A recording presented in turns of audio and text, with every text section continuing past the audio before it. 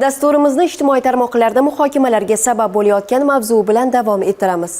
Ijtimoiy tarmoqlarda Hindistonda Nipah nomli yangi virus tarqalayotgani va u juda ham xavfli ekani hamda odamlarga yuqadigan bo'lsa, uning oxiri o'lim bilan yakunlanishi mumkinligi aytilayotgan xabarlar keng tarqalib, ko'pchilikni sarosimaga solib qo'ygani rost. Xo'sh, bu kasallik qanday bo'ladi o'zi va u kasallik qaysi davlatlarda tarqalgan?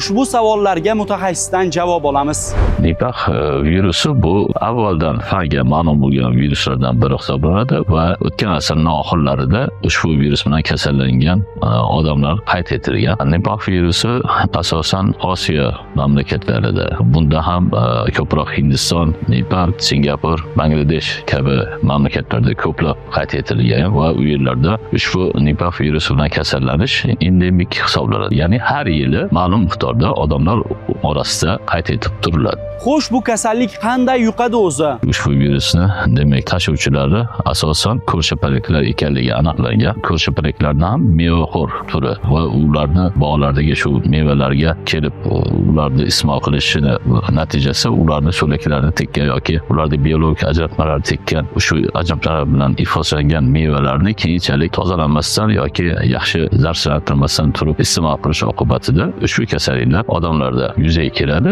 Shu bilan birga Nipah virusi yuqtirib olgan bemorni o'zida ham odamga yuqish holatlari kuzatilgan. Ushbu kasallikni yuqtirib olgan bemorlarni davolayotgan shifokorlar ham juda ham ehtiyotkor bo'lishlari kerak demoqda mutaxassislar. Xo'sh, bu kasallik O'zbekistonga ham kirib kelishi mumkinmi?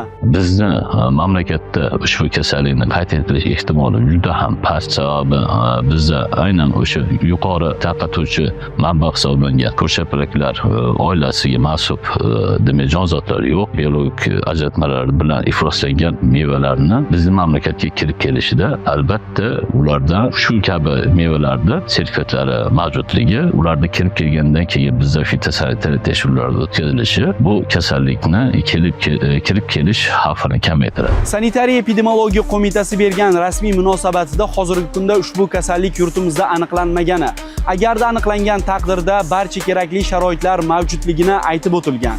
Shunday ekan, ortiqcha vahimaga o'rin yo'q. Dovudxon G'ulomjonov, Shahzod Karimov, Abdurahmon Zaripov, Ovozda informatsion dastur uchun Toshkent.